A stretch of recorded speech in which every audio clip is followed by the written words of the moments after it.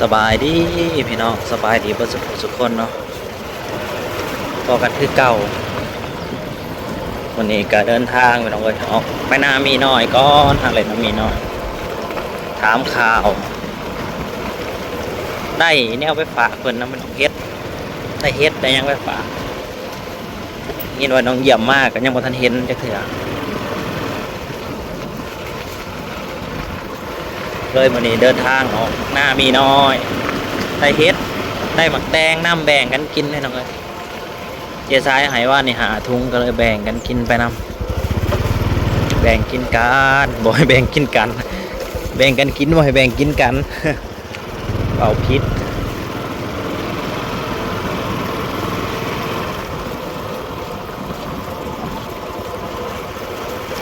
อากาศร้อนมากเลยพี่น้องเอ้ยร้อนคักร้อนแน่ได้บ่ร้อนแบบบ่อยากว่าวเลยความร้อนคักกะลี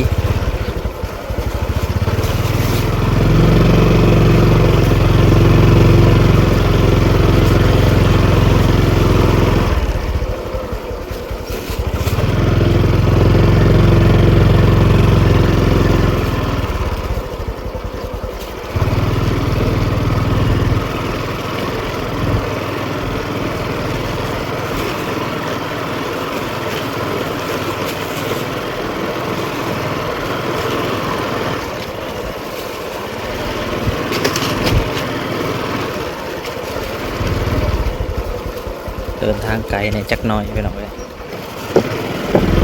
มันอยู่ไกลบ้านเนี่ย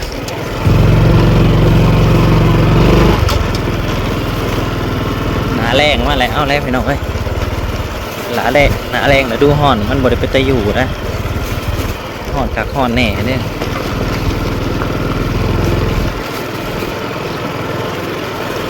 งัวก็เล่มไปนะยามีบริมียาเนี่ยดอกเล่มไปเขาอยู่รอบเราควายกับแม่ผีตมจุดเป็ดก็อ๋อผักไข่อ่อนไปน้องเลยอ๋อผักไข่อ่อนกับจำปลาเนาะ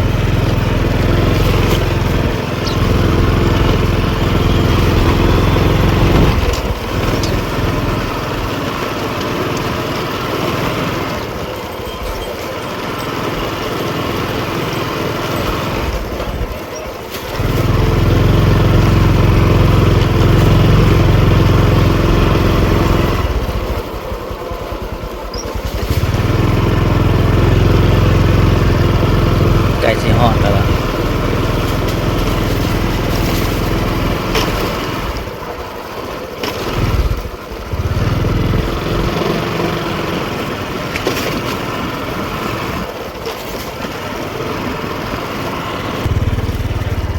หอนคักหอนแน่แต่เด้อยู่หน้าติเป็นยังไงเนาะไปนอนวิวนอนมันจะใส่ใช่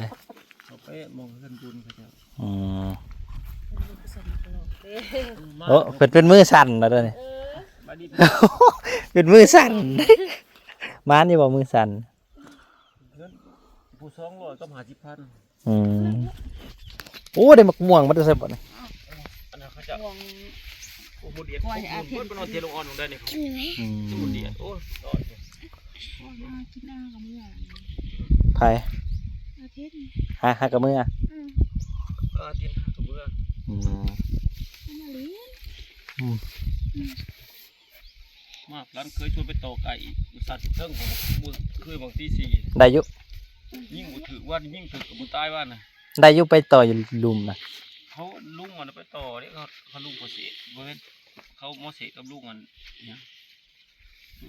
เจ้าหน่อยได้ปลาลุงนะลูกลุงละสบายดีปะลุงลุงยังลุงเฮงสบายดีปลาลุงโอ้ยต่อข้าวหนึ่งลุงเฮงลุงไปวนก็ยาน้ำบะสินะเด็กเป็นนางเกี้ยลุงนางนะที่ส่งกระมาได้นะแล้วมักม่วงยังมักม่วงกระสอ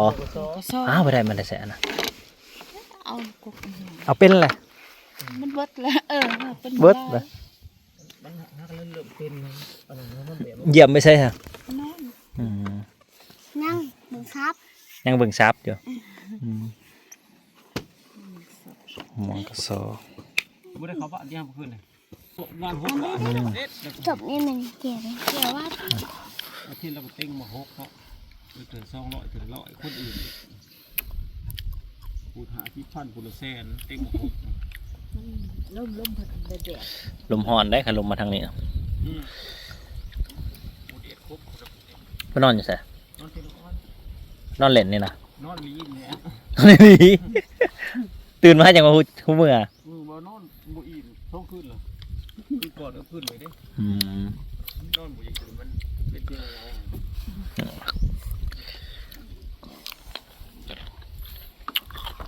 กินเป็นหน่อยเลื่อนแดดแล้ว ดีกันละเด็ด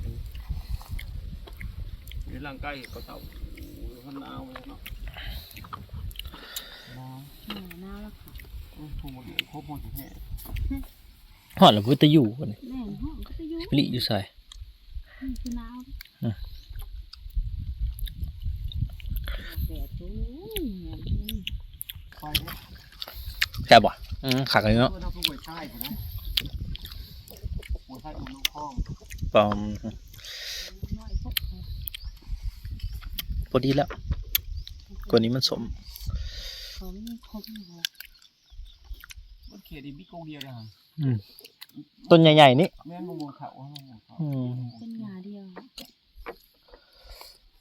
ต้องเถื่อไปเอา พูดอยู่ใกล้แล้วได้กินเนาะไปเห็นมาก่อนเด้อ นี่เหมือนสอนเขาเห็น บอกพี่ลูกเขาอยู่เห็นสำนักงาน สู้อยู่ใช่ ซึ่งตู้อยู่บริเวณที่มันบุดกันมา เขาก็เลิกแล้ว อยู่นอนเนาะ นี่มาผากแสบน้อย ลูกโอ้ยหมักถอดทุกพอดีเลย นางว่าท่านสุกได้นางว่าท่านสุกเอาเฮ็ดมาฝากเอาหมักแตงมาฝากแสบน้อยเอ้ย ขนมเด่น อยากกินขนมกับบุมี่ให้แล้ว กินเลยสัก ขนมยัง ขนมอะไรแล้วขนมหมูทา กินหลายได้ขนมมึงแขวเบิ่งดูยิงมึงดูแขวนะน่ะเบิ่งดูน่ะกินขนมหลายแขวไปนั่นน่ะแหละ ขนมไม่ทำหน่อยแม่ ขนมหมด แสบน้อยอยู่หน้าพี่น้องเลย ขนมว่าไหม อยู่ทงอยู่ทาพี่น้องเว้ยไปเด้ยางหลัดถงมาเลยบ่เดี๋ยวท่านห่อนกันป่าจำพงบ่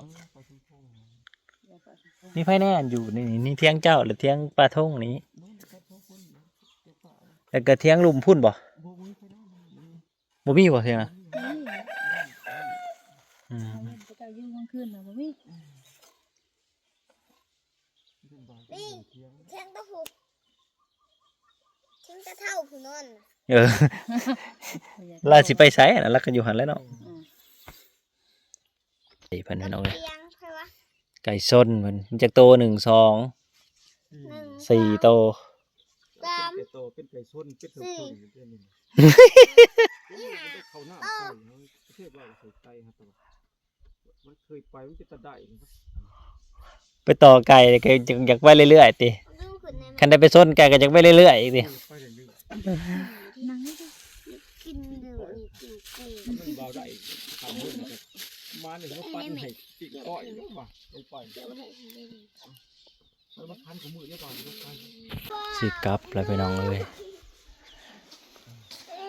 บ่ได้เป็นหยังเขียดบ่คุมื้อนี่ โอ้ของมือจะบ่ได้ไปปลาลุงเอ้ย ดูว่าหน่อยแม่ มันแห้งแล้วเนาะจักสิแพงได้ มันเริ่มแห้งเริ่มล่ม เริ่มฤดูร้อนเข้าแล้วเด้อบาดนี่สิไปอยู่ได้มีหน่อยใครแต่มีห่มบักขามเด้อมีหน่อยนี่ โอ้ยใครจะมาห่มบักข้า ใครมีห่มบักขามห่มบักม่วงเนาะห่มบักม่วงไปใกล้ได้บ่มีให้บ่ อันนั้นนะเอาสวัสดีพี่น้องโคตรมัดกระส้มด้วยปลาลุงเลย บ่ได้นอนหลายมื้อ ยูนอนหรือส้มมันจะมาอันน่ะยูนอน อยู่นอนแล้วมันจักเป็นอะไรได้มันชิงลึงอยู่ได้ มัดยูนอนเขาเมื่องานสุดท้ายก็งานนี้นี่แหละเดี๋ยวเขาเมื่อการงานบุญก็บ่ค่อยเห็น ไปเรียนอยู่หลิแสบหน่อยนี่มื้อนี้ไปอยู่ บ่ได้ไป